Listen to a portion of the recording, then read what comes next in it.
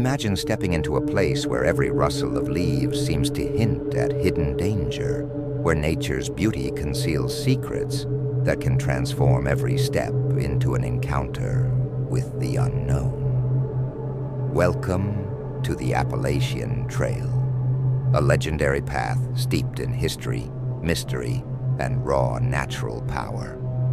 Today, I invite you to join me on a journey through some of the most unnerving encounters ever recorded on this trail.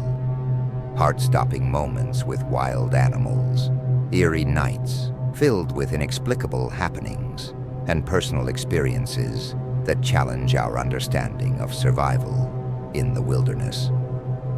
As you listen, let your thoughts wander to the sensation of being watched in the darkness, even when you are utterly alone. This isn't merely a tale of survival.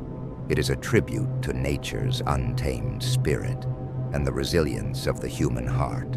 Stay with me, because what you're about to hear may forever alter the way you view the wild. The Appalachian Trail stretches for over 2,000 miles, winding its way through deep, ancient forests, towering rugged mountains, and remote landscapes that have witnessed both breathtaking beauty and untold danger.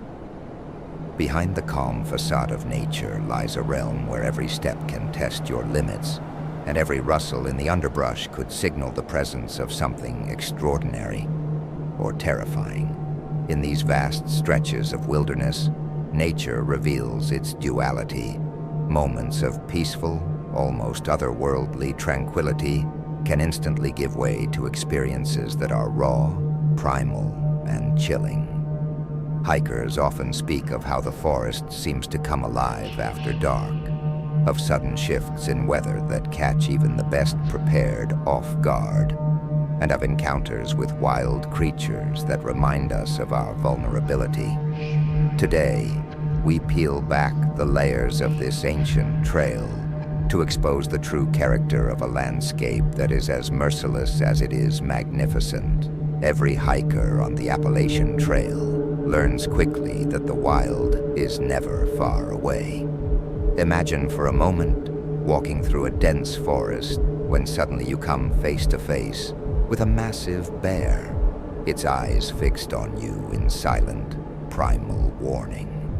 Or perhaps you hear the deep, resonant growl of a mountain lion echoing through the trees, a sound that sends shivers down your spine and forces you to confront nature's raw power.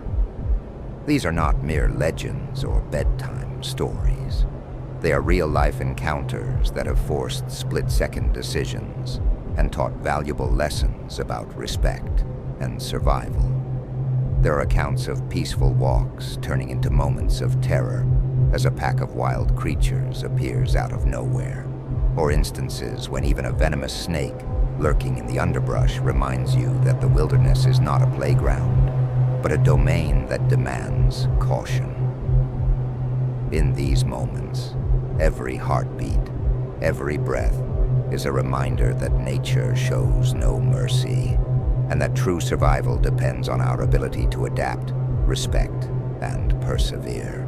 Let me take you back to the summer of 1989, a time when I was in my mid-20s, filled with the restless spirit of adventure and inspired by the tales of my hiking uncle, who had once traversed this very trail. I had longed for a taste of true wilderness, a challenge that local campgrounds in my tiny home state could never provide. With a backpack full of gear and dreams of following in my uncle's legendary footsteps, I set off from Harper's Ferry, ready to conquer the southern portion of the Appalachian Trail. The first days were punishing. The physical strain, the hunger, the constant battle with exhaustion, all became part of the raw experience of Appalachia. Every night, I pitched my hammock between two sturdy trees, preparing to sleep under a sky filled with unfamiliar constellations and the persistent hum of nocturnal creatures. I'd heard tales of vicious insects, creatures with names like the assassin bug and cow killer ants. And although some of those stories seemed exaggerated, they added an extra layer of tension to each night's rest. One night, as I lay in my hammock, I was abruptly awakened by a faint rustling in the nearby leaves. In the darkness, my heart pounded as I peered over my shoulder. There, illuminated only by the pale light of the moon, stood a dark, ominous figure. A person, motionless, staring directly at me. Frozen with terror, I could feel my blood run cold. In that split second, my survival instincts took over. I leaped out of my hammock and bolted into the dense woods, not daring to look back. Once I managed to catch my breath, I circled back cautiously, determined to retrieve my gear and check the area. To my shock, I found my camp completely deserted, yet my belongings untouched. A dreadful thought took root. Whoever had been watching me might have been biding their time, waiting for the perfect moment to strike again. Desperate to protect myself, I began to rig makeshift alarm systems using fishing line and empty cans, strung between trees near my sleeping spot. One unforgettable incident involved a fox triggering one of these traps, a moment of absurdity that briefly broke the tension with a nervous laugh. But the relief was short-lived. Only a few nights later, as I settled into my hammock with hopes of a peaceful sleep, something went horribly wrong. I awoke to find myself unable to move. My arms were numb, and the fabric of the hammock had mysteriously congealed around me, as if it were a living shroud. Panic surged through me as I realized I was entangled in my own sleeping gear. Then, in a heart-stopping instant, I heard the unmistakable sound of fabric snapping and felt a force dragging me across the forest floor. It became chillingly clear. Someone, or something, had deliberately bound me with cords and was dragging me away. In that moment of terror, I scrambled to remember anything that could help me escape. I recalled the old wristwatch my father had given me, a watch with a worn, sharp latch that had, on more than one occasion, inadvertently nicked me. Summoning every ounce of strength, I unbuckled the watch even as I was dragged along, using its sharp edge to frantically cut through the hammock's fabric. With each desperate slice, the moonlight began to break through, until finally, I managed to free myself from my binding. I tore myself from the canvas cocoon and ran, fueled by sheer terror and the realization that if I didn't escape, that silent watcher might finish what they started. I eventually found refuge in a small town, where a local sheriff and a kind family helped me piece together that night's horrifying events. Despite the logical explanations some offered, that my exhaustion and fear had tricked me into imagining things, I knew exactly what had transpired. That night, the chilling image of that silent figure and the fear of being hunted in the dark left an indelible mark on my soul. Even now, years later, the memory of that night is a reminder of the unpredictable dangers that lurk in the wilderness. Now let me shift our focus to another story, a tale that blurs the line between myth and nightmare. This is the story of Randall Smith, a man whose very name became synonymous with fear on the Appalachian Trail. Born and raised in the small town of Parisburg, Virginia, Randall's early life was shrouded in oddities. His mother, a quiet woman who worked at a local hospital, raised him under unusual circumstances that led him to be known among peers as Lying Randall, a nickname born from his penchant for tall tales and dubious adventures. Randall's early years were marked by a solitary wanderlust. He spent countless hours trekking the Appalachian Trail alone, seeking solace in the deep primordial forests and the rolling hills that seemed to whisper secrets of a darker past. Over time, his presence on the trail became a familiar yet unsettling sight. Hikers spoke in hushed tones of a man who, while unassuming at first glance, exuded an eerie intensity that set him apart from the average wanderer. In the spring of 1981, a gruesome tragedy unfolded on the trail that would forever link Randall's name to unspeakable horror. Two social workers from Maine, Susan Ramsey and Robert Mountford, set out on a charity hike to raise awareness for mental health issues. They were last seen near a small log shelter known as the Wapiti Shelter, a modest resting spot for weary travelers. When the pair failed to appear for a scheduled meeting in Pearisburg, concern grew among their friends and fellow hikers. Deputy Sheriff Tom Lawson led a search party up the trail, questioning everyone along the way. While most hikers claimed they had seen nothing unusual, one group mentioned witnessing a peculiar scene near the Wapiti Shelter, a man and a woman conversing with a strange individual whose behavior was disturbingly erratic. Driven by a growing sense of dread, the deputies scoured the area. It wasn't long before they discovered a bloodstain on a floorboard inside the shelter. Further investigation led them to a small clearing where a pile of leaves had been hastily arranged to conceal something. When the leaves were cleared away, they revealed a cloth sleeping bag that contained a horrifying secret: the corpse of Susan Ramsey, brutally murdered. A day later, with the help of a sniffer dog, Robert Mountford's body was found nearby. He had suffered a single fatal gunshot wound to the head, while Susan had been stabbed repeatedly and bludgeoned. The bodies had been dragged from the shelter to these secluded spots, a grim signature of a murderer who left little evidence behind.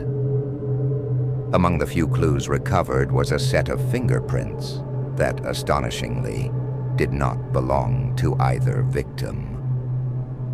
Investigators quickly traced the prints back to none other than Randall Smith. As the search intensified, law enforcement discovered a cache of disturbing items in Randall's home: bloody clothing, personal belongings of the victims, and a handwritten note that cryptically claimed he had been kidnapped and was destined for execution. The note, written in Randall's own hand, was seen as a feeble attempt to mislead the investigation. The evidence was overwhelming, and soon, Randall became a wanted man. Randall's capture was as dramatic as it was chilling. Reports emerged of a frantic chase, culminating in a violent confrontation on a desolate stretch of road.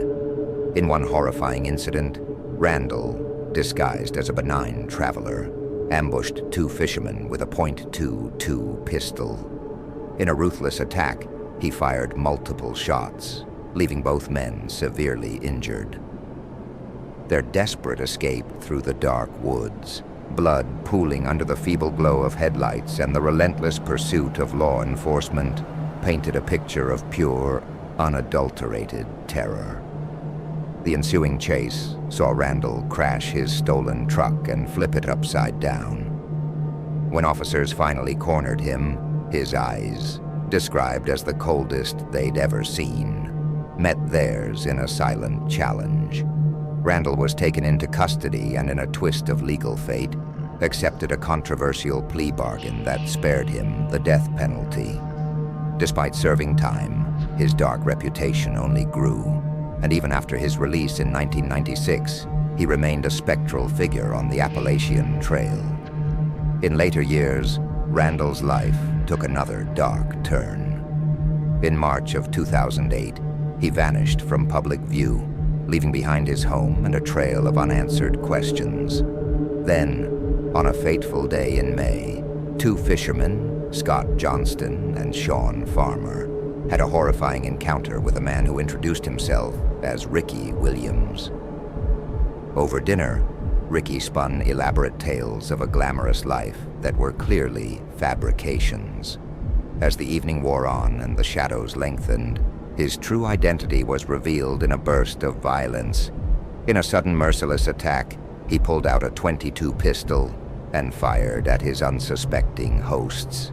What followed was a chaotic, life-or-death chase through the dark, unforgiving woods. The wounded fisherman, bleeding and desperate, managed to escape only after a series of close calls that seemed almost surreal in their intensity. In the end, a desperate pursuit by law enforcement led to Randall's capture once again, only to culminate in a bizarre twist of fate. Not long after being taken into custody, Randall was found unresponsive in his jail cell, a death that forensic reports attributed to natural causes, a final eerie punctuation to a life defined by inexplicable cruelty. The chilling legacy of Randall Smith lies not only in his monstrous acts, but in the haunting mystery of his motives. There was no grand scheme, no rational explanation, just a raw, unprovoked hunger for violence that left a community in shock and a trail forever stained by his actions. His story forces us to confront a disturbing truth. Sometimes, the greatest monsters are not the ones lurking in the shadows of the forest, but those who wear the mask of normalcy and walk among us. Amid these harrowing encounters, whether it's the personal terror of being hunted in the dead of night, or the chilling legacy of a man like Randall Smith, we find stories that underscore the indomitable strength of the human spirit. The Appalachian Trail is a realm where every hiker learns that survival is not just about physical endurance, but also about mental fortitude and the will to push forward despite the odds.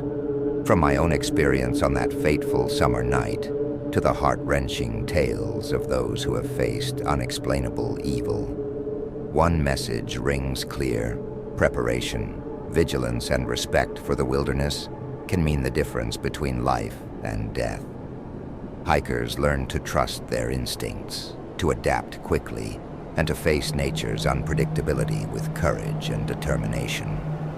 These stories are more than accounts of terror.